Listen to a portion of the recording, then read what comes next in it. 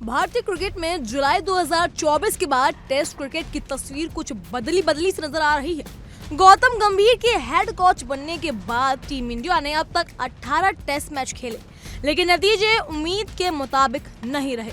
इन 18 मुकाबलों में भारत सिर्फ 7 टेस्ट जीत पाया, 2 मैच ड्रॉ रहे और 9 टेस्ट में टीम को हार का सामना करना पड़ा। टेस्ट क्रिकेट में भारत की ये अस्थिरता सवाल खड़े कर रही है, खासकर तब जब भारत खुद को दुनिया की सबसे मजबूत टीमों में से एक गिनता है, जबकि पड़ोसी पाकिस्तान जैसी टीम लगातार संघर्ष और अव्यवस्था से जूझती दिखाई दे रही है। गंभीर के दौर में टीम इंडिया ने कभी कभी शानदार खेल भी खेला है, लेकिन बड़ी टेस्ट टीमों के खिलाफ निरंतरता की कमी साफ नजर आई। यही वजह है कि आलोचक अब ये पूछने लगे हैं कि क्या टेस्ट क्रिकेट में टीम इंडिया की ताकत और गंभीर की सोच पूरी तरह मेल खा रही है या नहीं। इस पर देखिए हमारी ये खास पेशकश।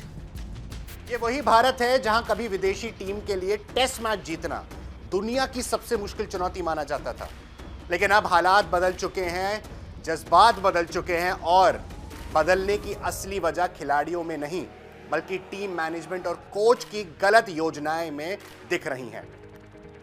2013 से 2022 तक, यानी कि वो 9 से 10 साल, भारत ने अपने घर में सिर्फ 2 टेस्ट मैच हारे थे, लेकिन 2023 से 2025 आज हम खड़े हैं, 2023 से 2025 के बीच भारत 7 टेस्ट मैच हार चुका है। यानी गिरावट अचानक नहीं बल्कि लगातार और खतरनाक तरीके से बढ़ रही है। इस गिरावट के केंद्र में है भारतीय टीम के कोच गौतम गंभीर। वही गौतम गंभीर जिन्होंने बतौर प्लेयर, बतौर ओपनर 2011 का 50 ओवर वर्ल्ड कप मैच जिताया था इंडिया को। हम सभी को याद है वानखेड़े का वो मोमेंट जब 97 रन पे वो आउट हुए थे, बोल्ड हुए थे, शतक से चूके, लेकिन ऐसी पारी खेली कि भारतीय टीम और भारतीय क्रिकेट फैंस जिंदगी भर याद रखेंगे। गौतम गंभीर की कोचिंग में भारत का टेस्ट रिकॉर्ड निराशाजनक ही है, और निराशाजनक ही नहीं बल्कि ऐतिहासिक रूप से खराब रहा है। शुरुआत हुई न्यूजीलैंड के खिलाफ घरेलू टेस्ट सीरीज की करारी हार से। पुणे, बेंगलोर और मुंबई में भारत को लगातार 3 टेस्ट हराने पड़े, और पुणे, बेंगलुरु और मुंबई में भारत को लगातार 3 टेस्ट हारने पड़े, और 24 साल बाद भारत घर में 0-3 से क्लीन स्वीप हुआ था। यह वो समय था जब भारतीय टीम की घरेलू कलेबंदी टूटी और भरोसा डगमगाया, लेकिन भारतीय क्रिकेट ने चेतावनी नहीं सुनी। इसके बाद आया बॉर्डर गावस्कर ट्रॉफी, वो ट्रॉफी जिसे भारत ने 10 साल तक सीने से लगाए रखा था, लेकिन गौतम गंभीर की कोचिंग में ऑस्ट्रेलिया ने 5 मैचों की सीरीज 3-1 से जीत ली और भारत का दशक भर का दबदबा ऑस्ट्रेलिया के ऊपर खत्म कर दिया। इस दौरान भारत ने 10 में से 6 टेस्ट हारे, और इसी दौर में भारत श्रीलंका के खिलाफ एक भी ओडीआई सीरीज जीतने में नाकाम रहा। सबसे बड़ा झटका तब लगा जब वर्ल्ड टेस्ट चैंपियनशिप, जी हां WTC की दौड़ से भारत बाहर हो गया। अगर बात करें पहले 2 वर्ल्ड टेस्ट चैंपियनशिप साइकिल्स की, तो भारत दोनों में फाइनल में था, लेकिन तीसरी में फाइनल तक क्वालिफाई नहीं कर पाया कोच गौतम गंभीर के अंडर।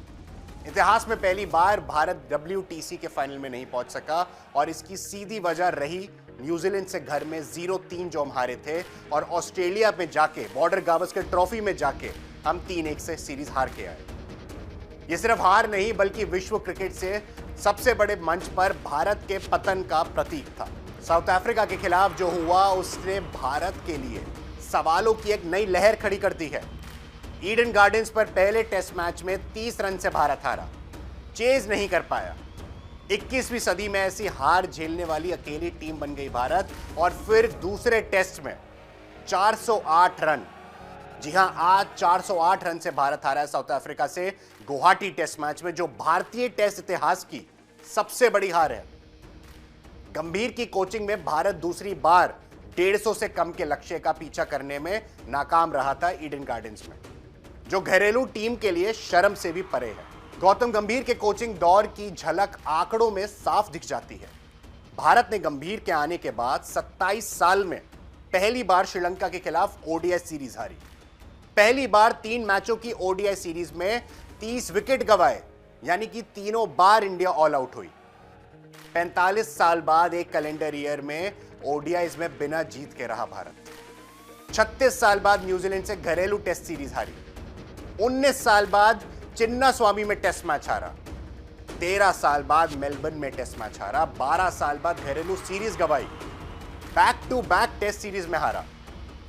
ये वो सारे आंकड़े हैं जो मेरे लिए एज अ क्रिकेट फैन चिंताजनक है, क्योंकि आज के टाइम में हम लोगों ने क्रिकेट को देखा है सचिन तेंदुलकर के टाइम से, हम लोगों ने क्रिकेट को देखा है धोनी के टाइम से, हम देख रहे हैं रोहित शर्मा विराट कोहली का एरा, हम देख रहे हैं रवि शास्त्री की कोचिंग, हम देख रहे हैं राहुल द्रविड़ की कोचिंग, और उसके बाद आते हैं गौतम गंभीर।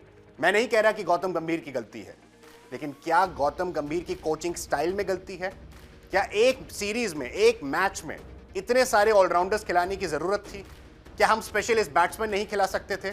क्या सरफराज खान और करुण नायर को जगह नहीं मिलनी चाहिए थी होम कंडीशन में जब टेस्ट सीरीज हो रही है? पहली बार घरेलू टेस्ट सीरीज में व्हाइट वॉश हुआ है, और सबसे दर्दनाक, लगातार 2 घरेलू टेस्ट सीरीज हारने का रिकॉर्ड अपने नाम कर लिया है भारतीय क्रिकेट टीम ने। कुल मिलाकर नतीजा यह है कि 12 साल बाद भारत ने अपने घर में टेस्ट सीरीज तो गंवाई थी न्यूजीलैंड के साथ, वो भी तब जब भारतीय क्रिकेट दुनिया की सबसे मजबूत घरेलू टीम मानी जाती थी। एक दौर था जब ऑस्ट्रेलिया और इंग्लैंड की टीम हमेशा बोलती थी कि आप हमारे घर में आके खेलिए, आप हमें नहीं हरा सकते। भारत की वो टीम ऐसी बनी कि बाहर जाके ड्रॉ करी सीरीज, फिर जीतने भी लगी थी। और भारत में आने से पहले, चाहे वो बांग्लादेश हो, जिम्बाब्वे हो, चाहे वो ऑस्ट्रेलिया हो, इंग्लैंड हो, न्यूजीलैंड हो, सबको लगता था कि हमें ड्रॉ करनी है सीरीज, या जीत तो नहीं पाएंगे। लेकिन ये नहीं हुआ, और हमने देखा कि भारत में फाइनली भारत सीरीज हारा, और एक नहीं अब 2 हार चुका है। सवाल ये नहीं है कि खिलाड़ी फेल हुए, सवाल ये है कि क्या रणनीति कहीं सही थी? प्लेइंग 11 की सिलेक्शन में कोई सही या कुछ गलत डिसीजन लिए गए? पिच कंडीशन और विपक्षी टीम की बैटिंग स्टाइल के खिलाफ कोई प्लान था या नहीं था? क्यों भारत अचानक एक ऐसी टीम बन गया जो रन चेज नहीं कर पा रही? ये वो भारतीय टीम है जो पिछले 10 साल में भारत और उनके बीच, जिन्होंने राहुल द्रविड़, जिन्होंने ऐसे ऐसे इंडियन कोचेस खड़े करे जो उनको बैटिंग कराता था, फील्डिंग कराता था, बॉलिंग कराता था, लेकिन आज भारतीय टीम के बॉलिंग कोच है मॉर्नी मॉर्कल, भारतीय टीम के बैटिंग कोच और मेंटोर हैं रियान टेंडुलकर, ये नीदरलैंड्स के, और मॉर्नी मॉर्कल साउथ अफ्रीका के हैं। क्या हमें विदेशी खिलाड़ियों की जरूरत है हमारे कोच बनने के लिए? मैं नहीं कह रहा वो खराब खिलाड़ी है, लेकिन क्या हमारे भारत में ऐसे एक्स क्रिकेटर्स नहीं हैं जिनको होम कंडीशंस का बहुत अच्छा आइडिया है? एक दौर था आर अश्विन रविंद्र जडेजा की जोड़ी, और आज रविंद्र जडेजा जब तक खेल रहे हैं उनको अपना पार्टनर नहीं मिल रहा है, क्योंकि अक्षर पटेल कभी कभी बैटिंग अच्छी कर लेते, कभी कभी बॉलिंग अच्छी कर लेते हैं, वो एक ही मैच में दोनों खासकर होम कंडीशन में ठीक नहीं कर पा रहे। कुलदीप यादव ने बैटिंग इंप्रूव करी है, नो डाउट इंप्रूव करी है, लेकिन क्या उनकी बॉलिंग सिर्फ काफी है इंडियन टीम के लिए प्लेइंग 11 में? नीतीश कुमार रेड्डी की बैटिंग अच्छी हुई थी ऑस्ट्रेलिया में, हमने देखा था वो शतक, लेकिन क्या उनकी बॉलिंग होम कंडीशंस के लिए सही है? क्या टीम की तैयारियां कमजोर थी? क्या कोचिंग रणनीति दिशा भटक चुकी थी? और टीम मैनेजमेंट वास्तविक समस्याओं को स्वीकार करने से क्यों भाग रहा है? टेस्ट क्रिकेट में भारत सवालों के दौर से गुजर रहा है, लेकिन दिशा अभी भी हमारे हाथ में है। चुनौतियां बड़ी हैं, पर वापसी की ताकत उससे भी बड़ी है। टेस्ट की असली परीक्षा अब शुरू हो चुकी है। बहरहाल इन सब पर आपकी क्या राय है, हमें कमेंट सेक्शन के जरिए जरूर बताइएगा। फिलहाल के लिए इतना ही। तमाम खबरों के लिए फॉलो कीजिए इंडिया डेली को।